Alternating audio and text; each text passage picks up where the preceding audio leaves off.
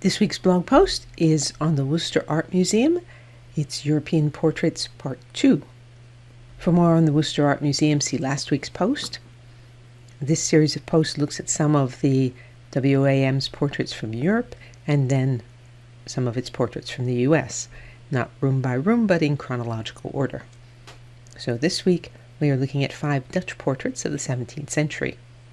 These two are by Cornelius van dervort. They date to around 1617. The plain black worn by husband and wife is not so much a fashion choice as a religious necessity. Protestant Holland had strict rules about frivolous dress. But there are many ways to avoid the spirit of such restrictions. We know these sitters are quite well off from the exquisite workmanship of the collars, cuffs, and hat, combined with the varied and luxurious textures of the black fabric. Cornelius van dervort, circa 1576 to 1624, was a leading portrait painter in Amsterdam, which became a thriving, wealthy city in the late 16th century when religious wars drove masses of Protestants from Catholic-controlled southern Netherlands into the newly formed Dutch Republic. During the Dutch Golden Age, which ran from about 1588 to 1672, the Dutch were the wealthiest traders in Europe. Next up, a painting from the workshop of Rembrandt. You might mistake a Rembrandt portrait of the 1630s, such as the one at the upper left, for a portrait by van dervort. But by the 1640s, Rembrandt's style is very distinctive. Rembrandt was handling paint in a very different way, with bolder brushstrokes, sharper lights and darks, and more dramatic scenes. Some clients continued to prefer the formality and minute detail of artists such as van dervort, but Rembrandt's style also became popular. So popular, in fact, that Rembrandt had a significant number of painters in his workshop, such as the one who produced this painting of St. Bartholomew. The Worcester Art Museum website gives the date of St. Bartholomew as around 1633, which surprises me because the style looks much more like Rembrandt's works of the 1640s and 50s. This one is circa 1655.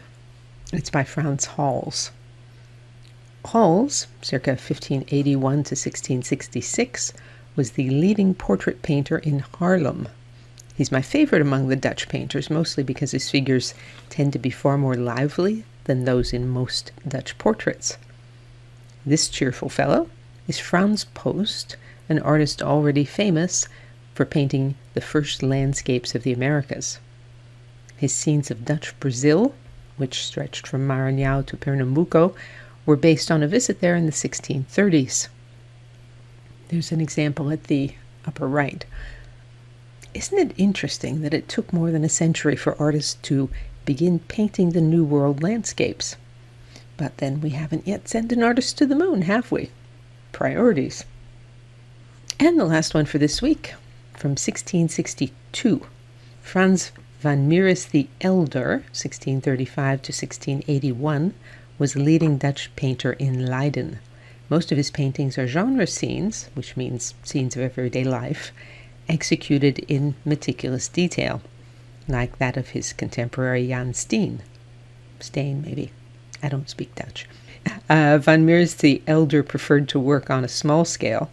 This self-portrait is only 5.5 by 4.5 inches, so the detail is actually quite fine. Look at that scarf, for instance. By contrast, the Halls portrait that we just looked at is about 11 by 9 inches, and the painting from the workshop of Rembrandt of St. Bartholomew is about 25 by 19 inches. Next week, we will look at some French and English portraits of the 18th and 19th centuries.